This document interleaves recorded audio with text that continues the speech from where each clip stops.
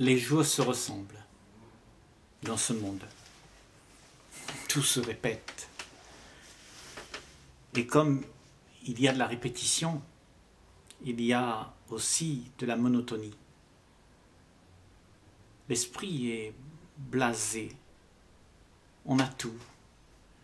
On n'est plus contenté de rien.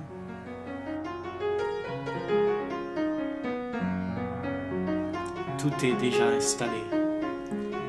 Et il n'y a rien à découvrir. Et on s'enfonce dans la monotonie, la solitude. Et c'est la chose que la plupart d'entre nous vivons sur cette planète. Nous sommes, pour la plupart, blasés de tout ce qui nous arrive. Il n'y a rien qui égaye, vraiment, qui nous transporte, qui nous transforme, qui nous éblouit. Je pense que ce sont des situations qui sont rares pour la plupart d'entre nous, où il y a un sentiment de joie profonde, d'un amour profond pour les choses, où on est tellement sublimé qu'on est émerveillé. Parce que l'esprit a pris le chemin de la monotonie. L'esprit est dans les habitudes, les trains-trains. Tout se répète d'instant en instant. Et dans cette répétition, nous cherchons un salut. Nous cherchons quelque chose qui va nous sortir de cette configuration. La plupart des gens dans le monde sont confrontés à cet état d'esprit que nous avons acquis au fil des ans, au fil des décennies, où la vie manque vraiment de sens. Il y a un sens qui est perdu, le sens de la joie d'être présent, la gaieté d'aimer, la gaieté d'être transporté par la beauté de tout ce qui nous entoure. Parce que quand nous voyons cette beauté, nous ne sommes même pas présents à cette beauté. L'esprit est tellement occupé à jacasser, à toutes sortes de choses, que la beauté n'est plus vue. Alors la beauté est banale. On regarde une fleur banalement et puis on s'en lasse. Alors que, comment peut-on s'en lasser ? Comment peut-on se lasser d'un ciel bleu sans nuages, de la beauté d'un flamboyant qui émerveille? Alors, parce que nous nous mettons dans une position où la monotonie s'est installée, où l'esprit est blasé, alors tout devient aussi banal. Il n'y a plus rien d'émerveillant. Voilà la vie que nous avons et que nous la passons aussi à nos futures générations. L'intérêt est surtout de se faire une place dans cette société. L'intérêt est surtout de se faire valoir dans cette société, d'avoir une notoriété, de monter sur l'échelle sociale et de se faire une apparence qui est glorifiée, qui est aimée, qui est enviée. Mais tout ça, on s'aperçoit que c'est le chemin de la mécanisation de la routine de l'esprit. Et quand on a tout ça, c'est la routine, parce qu'il faut maintenir tout ça. Il faut maintenir tout ça dans cette continuation. Et toute cette continuation est le résultat de ce que nous voyons aujourd'hui dans notre monde. Le monde n'a rien à offrir finalement. Qu'est-ce que le monde a à offrir? Qu'est-ce que chacun d'entre nous, on a à offrir à nos enfants?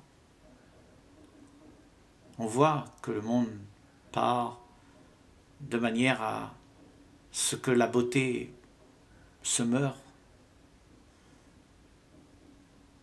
On donne à nos enfants la faculté de pouvoir se construire une vie. Et cette vie, on la prône sur les toits en disant il faut réussir. Il faut réussir pour arriver à être dans un monde où tu puisses avoir de quoi te mettre en sécurité. Il y a une sorte de sécurité qui se prône en fait et qui fait que tout le monde est embrigadé à aller chercher ce cheminement pour pouvoir réussir sa vie. Et quand on a réussi sa vie, alors on a l'impression d'être au-dessus de la mêlée, au-dessus de tout ce qui se joue dans ce monde. En dessous, il y a les pauvres, les malheureux, les dénigrés, les voyous. Et au-dessus, il y a ceux qui ont réussi. Et nous vivons dans un monde où deux clans se divisent. Il y a le riche, le pauvre, le grand qui a réussi, le mauvais qui n'a pas réussi. Celui qui est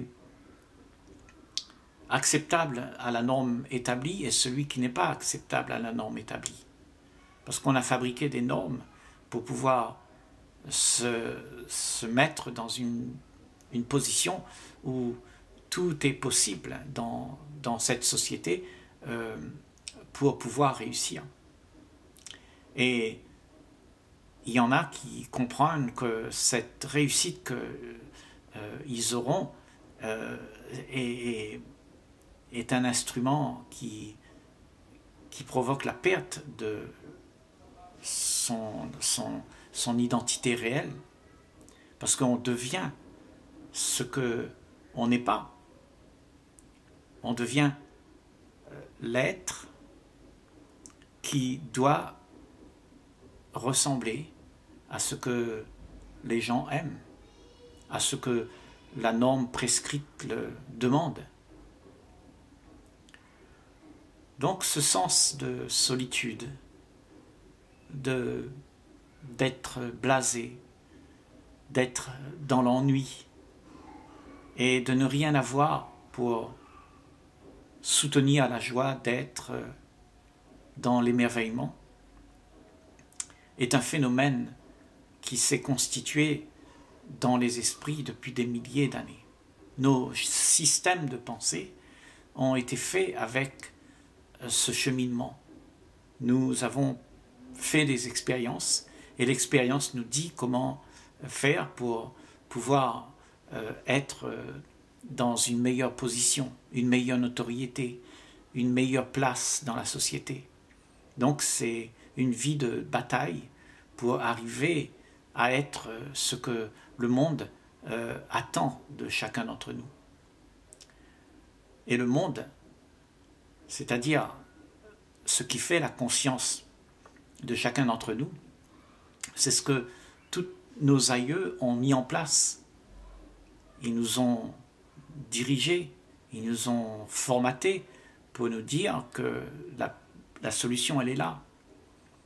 Il faut réussir. Il faut que tu puisses être fort, mais pas faible. Il faut que tu puisses braver les éléments. En fait, nous avons appris à avoir une zone de confort qui nous plaît, dans laquelle l'esprit est apaisé, parce que toute une vie à vivre blasé, seul, dans la solitude de son petit monde, alors on devient blasé. Et ces moments de blasé, alors on cherche à s'évader, à avoir quelque chose qui peut nous égayer. Et alors, la plupart d'entre nous, on a reçu des informations, et ces informations, c'est tout le passé que nous avons vécu. Le passé est devenu ce que on est, et ce qu'on est, et exécute les propositions que l'on a pu conclure soi-même. Et en fait, on poursuit le désir de nos espoirs Et en fait, on est toujours en train de faire ça. Et jamais on arrive à trouver vraiment la solution.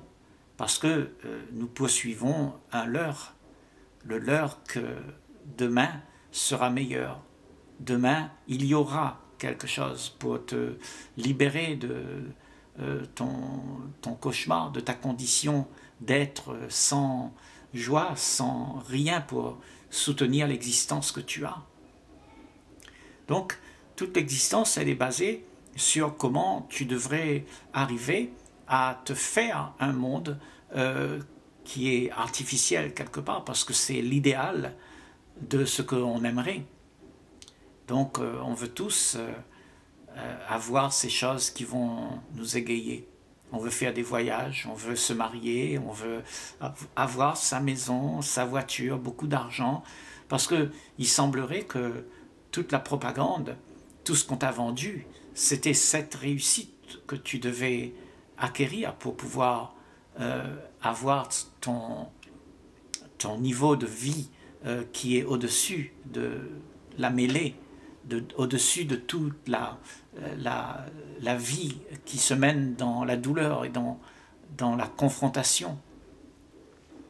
Donc tu veux te mettre en sécurité pour avoir la chose qui fait que tu sois au-dessus de tout ce qui t'arrive.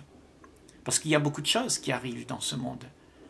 Il y a des malheurs, il y a des frustrations, il y a des malentendus, et il y a des attentes que l'on a qui fait que nous ne soyons pas satisfaits, et nous cherchons tout le temps la satisfaction.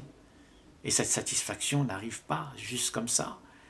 Il faut que tu combats, tu réussisses, tu deviens ambitieux et tu travailles pour pouvoir accéder à un niveau de vie où il semblerait que tu sois arrivé quelque part.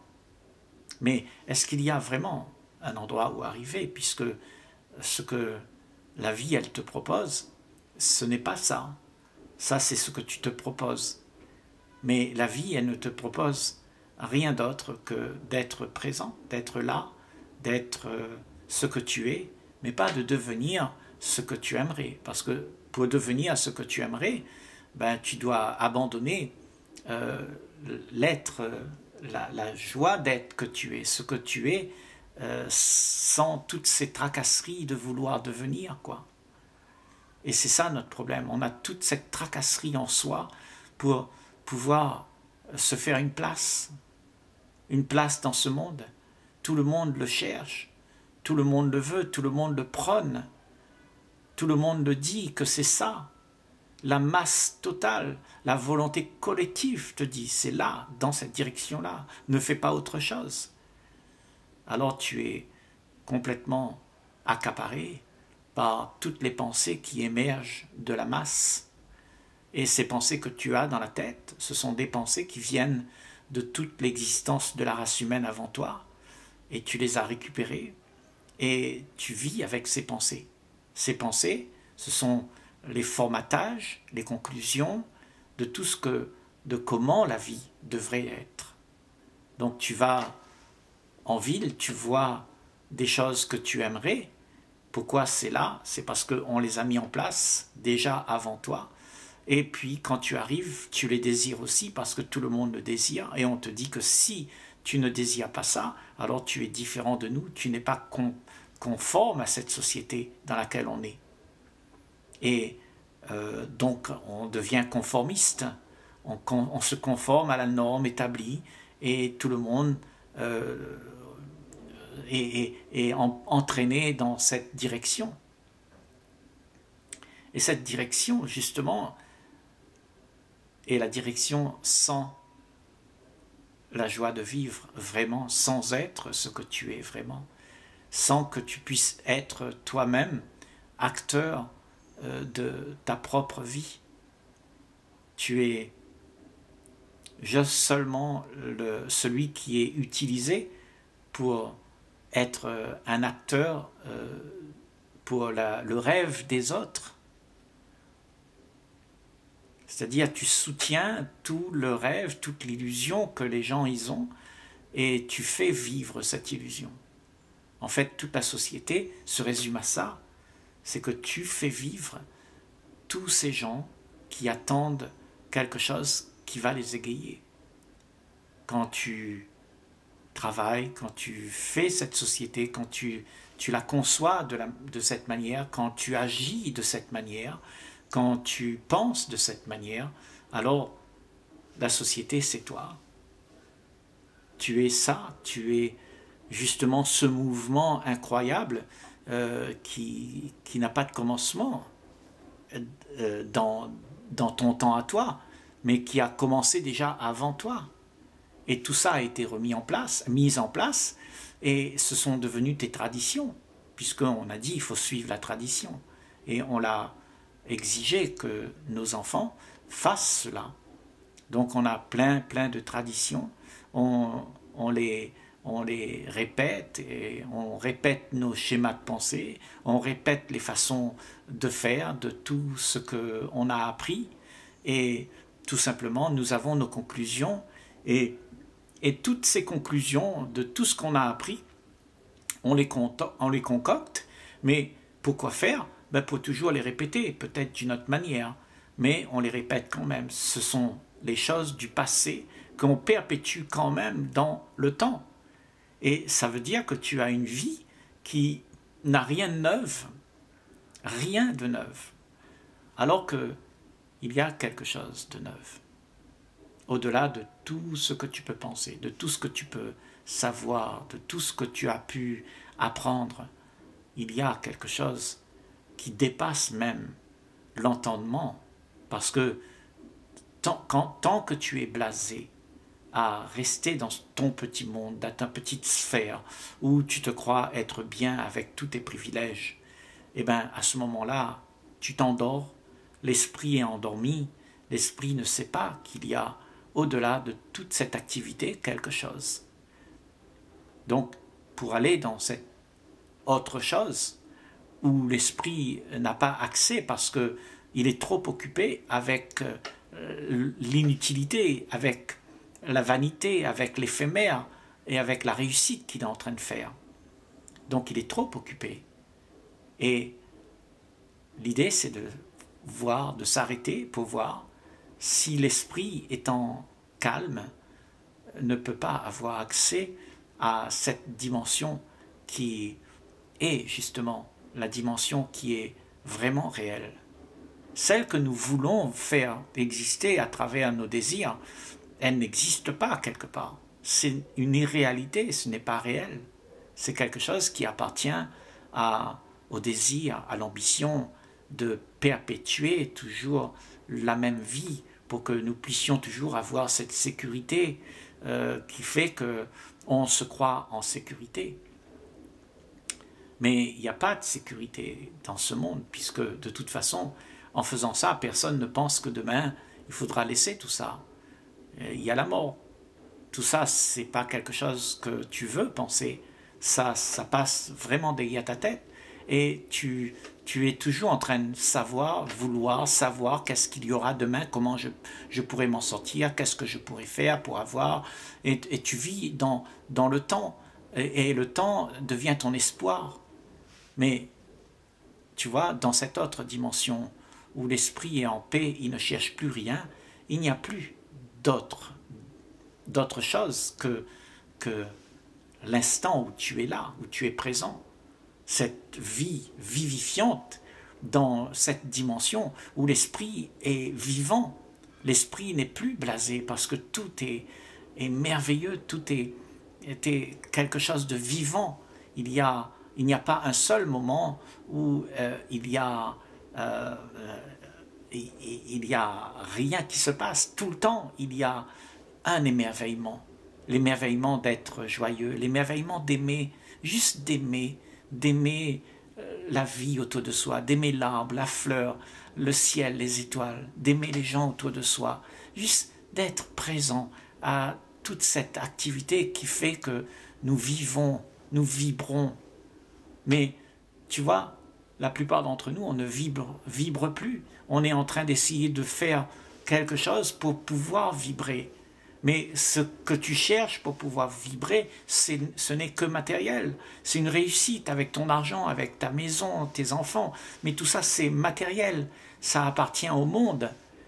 Mais il y a quelque chose. L'autre dimension, c'est où tu existes vraiment, où tu es présent, où tout ce que tu es est l'œuvre de l'univers.